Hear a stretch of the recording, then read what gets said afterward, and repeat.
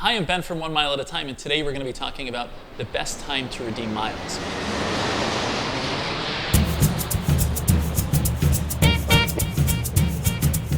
First of all, if you're new to 1 Mile at a Time, we're all about luxury travel for less.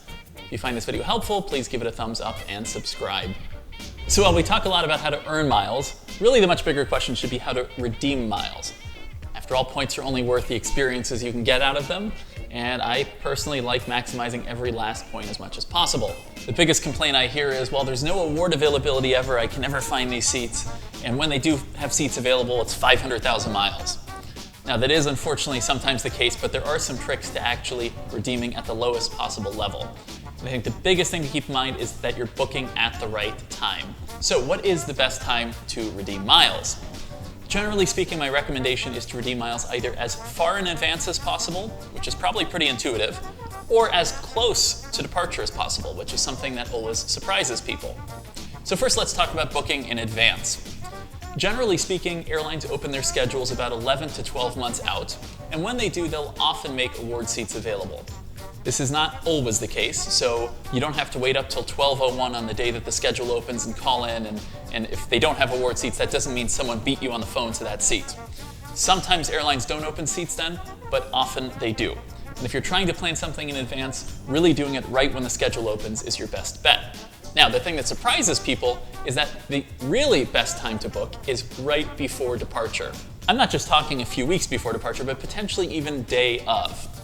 This might sound counterintuitive because if you're paying cash for tickets, typically it's most expensive to book last minute, but the opposite is true with miles. The logic is that if an airline seat is going to be empty anyway, airlines might as well make those seats available as rewards, and that's why there's the most saver space then. This is especially true in first and business class, because if they know the seats are going to be empty, they might as well let people cash in the miles and get that liability off their books. So, of course it depends on the airline, but generally speaking, I'd say you find the most space anywhere between 2 weeks and 2 hours before departure. It depends on the time of year. If you're trying to go somewhere for Thanksgiving or for New Year's, chances are waiting till last minute isn't going to be a good idea since those flights are going to be completely full.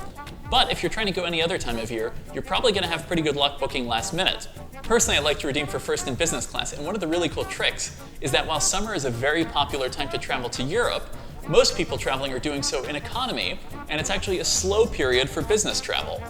As a result, you'll find that last minute there are usually tons of first and business class award seats available between the US and Europe, which is a really nice surprise because you'd think flights are full, but that's not the case in first and business class. The one main exception to this would be airlines that have revenue-based frequent flyer programs. For example, JetBlue, their TrueBlue program, and the Southwest Rapid Rewards program, the cost of an award ticket is directly tied to how much a ticket would cost in cash. That means there's generally not a way to get outsized value with those points, it's just that you're going to apply a certain amount towards the cost of that ticket. Last minute, chances are that they're charging more for tickets if paying cash, and as a result, it's also going to cost more points. However, for traditional programs that have fixed mileage rates where a saver level seat, which is the lowest level, costs a certain number of miles, last minute is often the best time to book. For example, sometimes I don't recommend anyone else does this, but I've done this, but in the past I've sometimes booked award seats while in a car on the way to the airport. This is especially true for Cathay Pacific First Class, for example. It's one of my favorite first class products, and often they only make first class seats available within a few days of departure.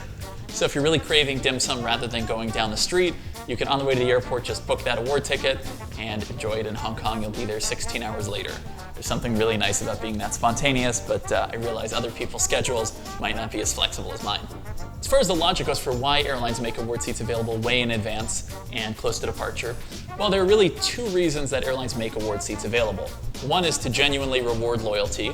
Loyalty programs are huge profit centers for airlines, and they know that if they don't make any award seats available, people won't like the program, they won't get their credit cards, they won't transfer points to them. So there is a balance between not wanting to give away these seats and at the same time trying to reward members. Another reason that airlines make award seats available is if they know they're going to be empty. If a seat's going to be empty, they figure they might as well take the liability off their books of those miles. So it's not just to reward people, but really miles are a currency, and the fewer miles they have outstanding, the lower the cost is that they associate with it. So that's why if they know a seat's going to be empty last minute, they might as well make it available on miles. So what else? If you are in a position where you're trying to redeem miles, let's say 4 to 6 months out, that can often be a really tough time to find award availability. What I usually do in those cases is I try to lock in some sort of a routing that has mileage availability. This might not be a non-stop flight, but rather it may have a couple of connections, but it's nice to have something locked in so you know you're getting to your destination, and then just keep checking back. You might be surprised then when a couple of days before departure, a non-stop seat opened up in exactly the cabin on the flight you wanted, and then often the change fees are quite reasonable. Of course, this varies by program, but it can range anywhere from $30 to $200 to change the ticket. And if that gets you a $10,000 first-class seat on a non-stop flight, I'd say it is well worth it. Thanks to the complexity of airline frequent flyer programs, airlines have all kinds of partners, so if you want to redeem miles on an airline, you don't just need their miles, but potentially having partner airline miles works as well. In these cases, airlines pay one another some sort of a preset rate for those seats, so the airline is actually getting revenue when you're redeeming those miles, and that revenue exceeds what they would be getting if that seat were empty, which is zero. Okay, that was really wordy, sorry. It is important to be realistic with this strategy. If you're hoping for 6 last-minute seats New Year's from Los Angeles to Sydney, that's probably not going to happen. However, for example, I'm taking my dad on a trip to Europe soon, and we both want to fly Lufthansa first class. So what I did is, I booked him on one routing, I booked myself on another routing as the seats opened up, and then closer to departure, I hope that second seat opens up on his flight, which I'm confident it will, and then we can fly together. So it takes a little bit of work, but in the end it'll be worth it when we're cheersing our champagne en route to Frankfurt on the Lufthansa A380. So in summary, when you're redeeming miles, do everything you can to redeem either as far in advance as possible or as close to departure as possible. However, don't get discouraged if you're redeeming somewhere in the middle. Even if you're booking 4 to 6 months out, you should have luck, and you can always then later go and try to find a non-stop and pay a change fee. It typically won't be too much, and it'll be worth it, especially for an international trip that would cost a lot of money. Thanks for watching. Let me know what questions you have in the comments section. If you found this video helpful, please do subscribe and give it a thumbs up, and check out onemileatatime.com for more award travel tips.